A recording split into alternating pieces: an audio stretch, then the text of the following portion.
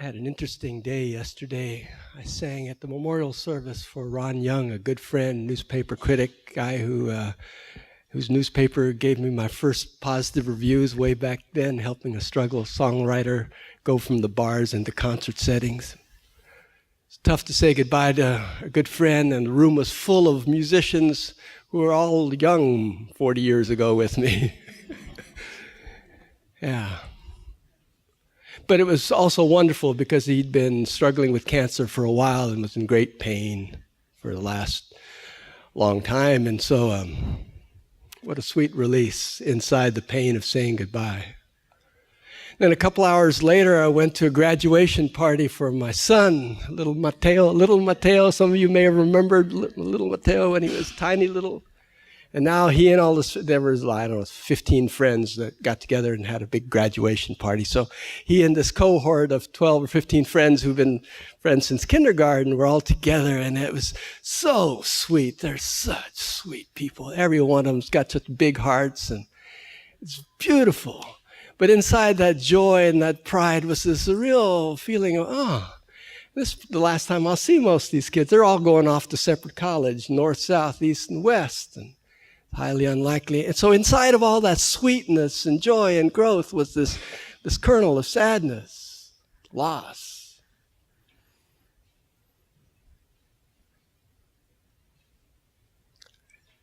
And it reminded me of the story of a young man who complained to the rabbi about the pain he was having in his life. And it wasn't the first time he'd come to the rabbi complaining about pain, suffering.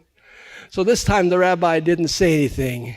He just went back to his kitchen, got the container of salt and a glass of water, and came back to the young man and said, "Here, put a handful of salt in this glass of water. Stir it up." Young man did. He said, "Drink it."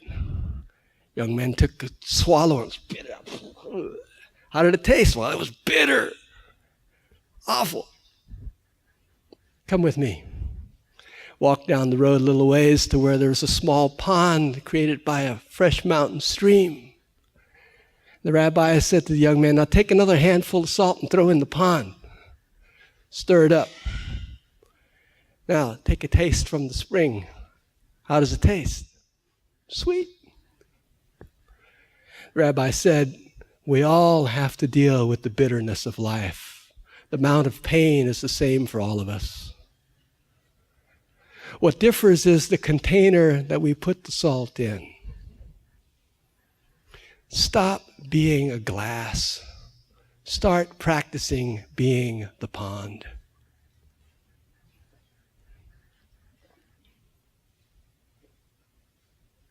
In this room, there are a number of people who are dealing with difficult times. More than one person in remission, cancer. More than one person here going through the loss of a loved one. And a couple of people whose relationships are in trouble. I'm guessing there's somebody here with financial difficulties. The sorrow takes many different forms. But this morning I'd like to practice together the process of being not the glass, but the pond. Of letting the container of our lives be a little bit bigger. It's one way of saying that we're going to go through a little meditation process together. And this particular process is not unlike the process that I talk about, practice week in, week out for years now. It's a basic 4-step process. First step is to simply be aware of whatever it is that's, quote, bothering you. Whether it's something out there called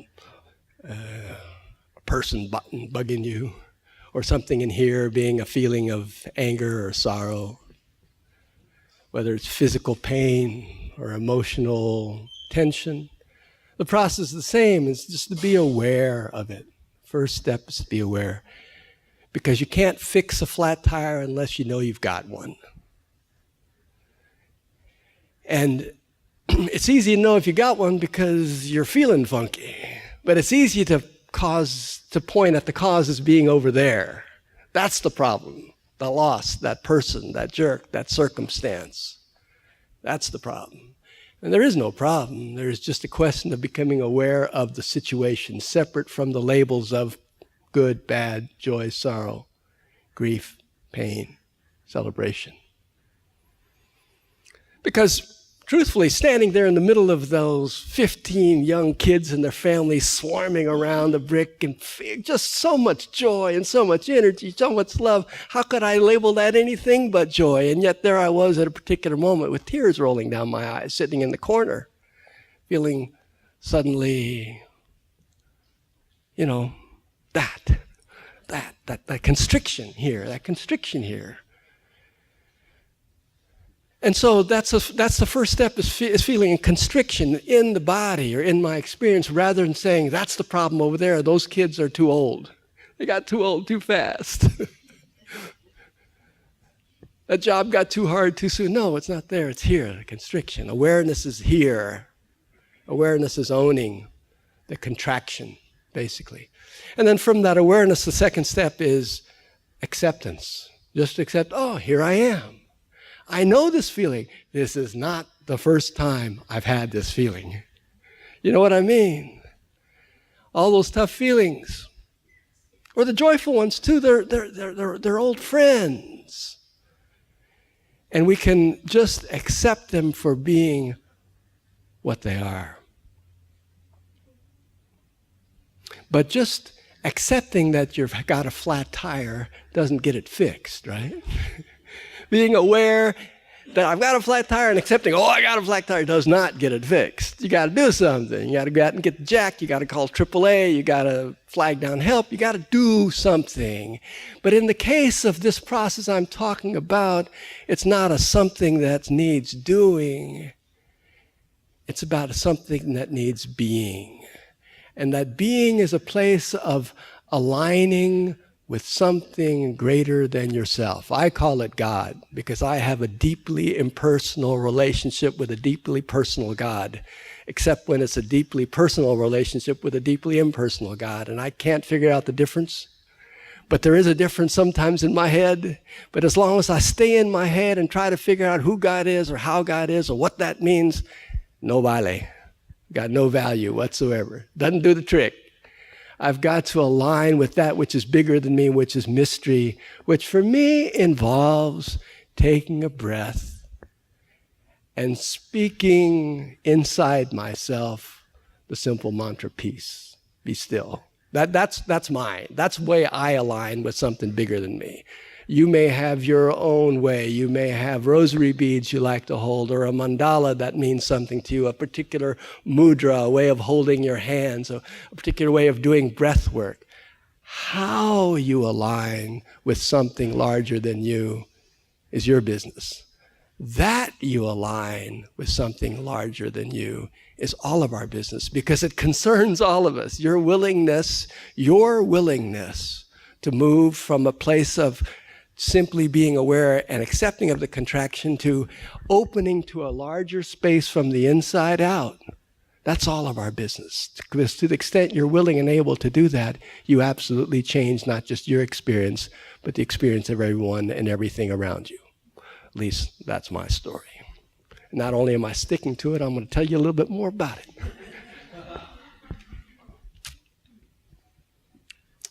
Because having aligned with spirit, with your mantra, with your mudra, with your breath,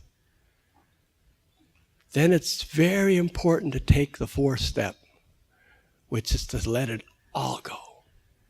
All go. Even thoughts of God, certainly thoughts of the flat tire or the problem, and just open and soften from the inside out.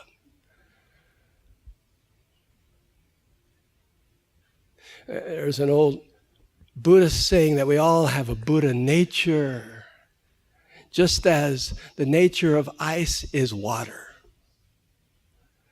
And ice may be locked up and frozen, but its true nature is that of being water, open and soft and flowing, which is different from getting all steamed up and turning into steam. That's also, the true nature of steam is water. And so in that same way, as we move to that fourth step, as we move from awareness to acceptance to aligning with God, prayer, mudra, mantra. And then moving to that fourth step of simply letting go into our true nature, we become water. We become more spacious and gracious and softer. And yes, it's much easier said than done because it takes practice. Or grace, if you're willing to allow that. But that's another discussion for another time. That's a whole different discussion, allowing grace. But for this moment, for the purpose of this exercise this morning, that fourth step of allowing is simply one of being willing to sink into the space between your thoughts. Now, most of us think on average of 50, 60,000 thoughts a day, which works out to a new thought every 2 to 3 seconds, if you do the math. So it's a little hard to find that space between the thoughts for some times, especially when you're agitated. But here's the good news. However brief that space between your thoughts is, even if it's a nanosecond, that's eternity. That's spirit. That's where the holy lives. That's where the mystery lives. That's where the problem solver lives, in the field beyond thoughts of right and wrong.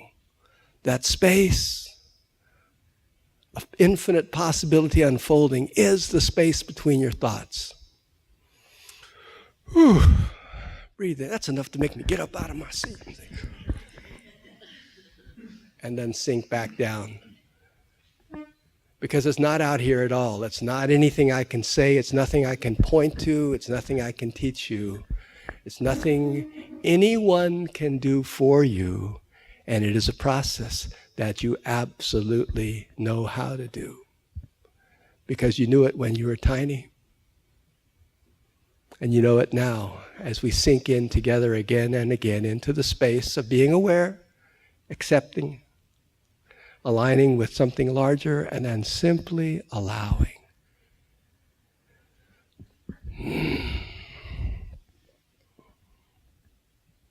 So, I invite you to do that with me. To take a moment, a few moments.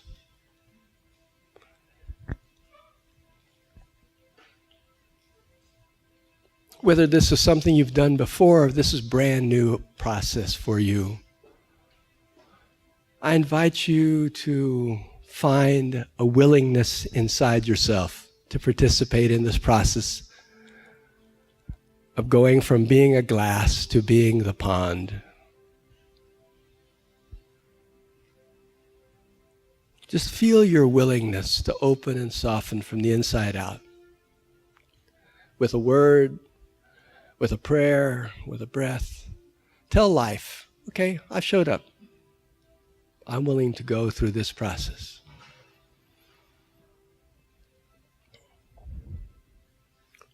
And then simply let it go.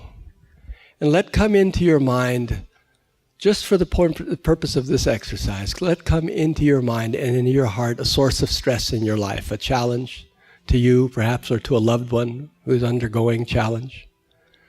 Find something that normally would cause your heart, your belly to constrict in fear, anger, judgment. And if more than one thing pops up, because troubles do like to travel in flocks, thank them and come back to just holding one in consciousness for a moment. And feel your willingness to simply be with any sense of loss or judgment, grief, anger. And be aware of it.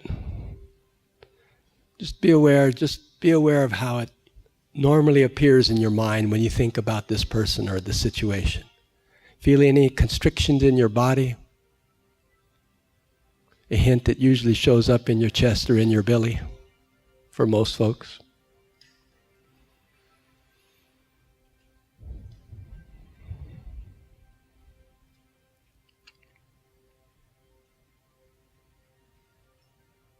And simply move into a place of accepting this situation, your feelings, reactions to it, any other persons, details involved, simply accepting it all without needing to fix or change anything, just for now. Just for now. Be with that which is challenging.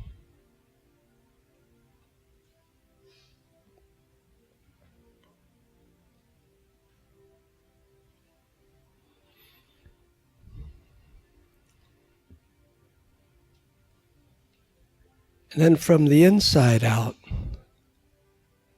move into the place of aligning yourself with spirit, with life, with that infinite mystery which is so much larger than you. What we call God for shorthand. And know that you are not separate from it, and it is not separate from you. We are one. Breathe into this awareness. Sink into this awareness that you are not alone in this process. That you are free to align with the divine, with the great mystery of life.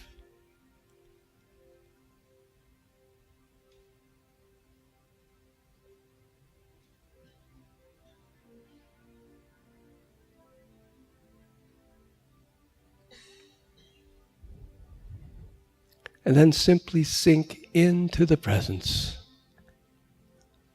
letting go of all thoughts, even any thought of God, much less the challenge in your life.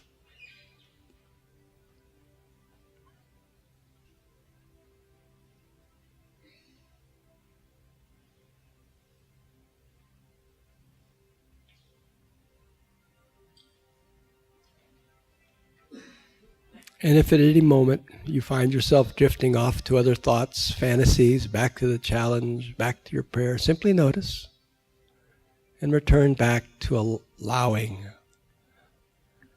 everything to be just as it is, and sinking into the space between your thoughts, in the field beyond judgments of right and wrong, doors and walls, into the spaciousness and graciousness of who you truly are.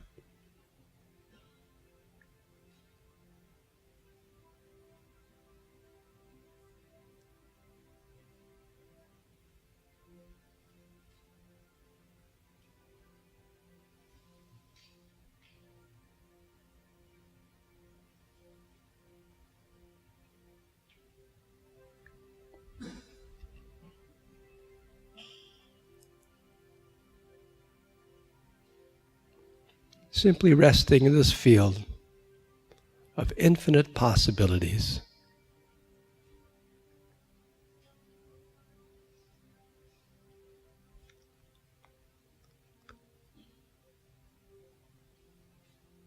Know that there is nothing you need to do. In this moment, there is nothing to change or fix. Neither you nor any outside agency needs to fix or change anything. You are simply in a state of allowing, just for now.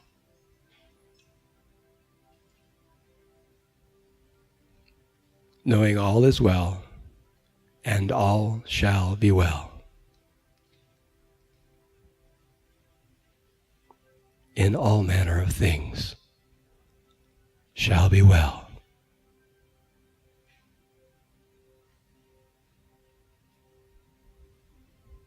And as you return your attention back to this room, back to this space, these fingers and toes and elbows and nose,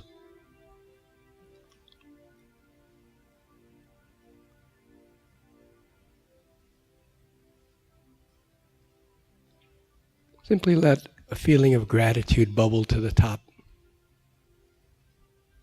Gratitude for what is just the way it is. For who you are just the way you are.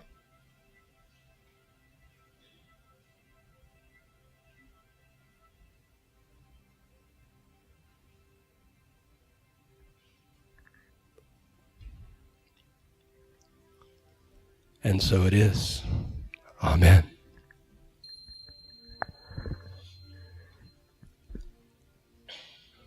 So, I'm guessing more than one person in the room would be saying, that's wonderful, Rudi. But the problem hasn't changed. I didn't fix nothing. You didn't fix nothing. It's still out there. In which case I would remind you, we're right back to step one, aren't we? Which is to be aware of the inner critic starting in that didn't. Oh, okay. That's great. You can stay there if you want. Or you can just be aware that you're back there. Accept it. Align with the divine. And surrender. Not just once, not just twice, but throughout the day. And the amazing thing is, and the promise comes not from me, but it comes from Jesus the Christ, and it comes from the Buddha. It comes from the Quran. It comes from faith traditions throughout the world, that as we learn to let go of our need to try to figure out how things can get fixed and be better, as we let go of our need to judge, life has a way of just making things better. The miracle of God, some would say. Some would say it's just a matter of remembering again and again. We are blessed. In every situation, at all times. And this process is simply one of remembering that and allowing that to be the truth of who we are, rather than being defined by our problems and challenges. Letting ourselves focus not on the salt or the smallness of the glass, but the infinite size of the lake. At least, that's my story, but I'm sticking to it.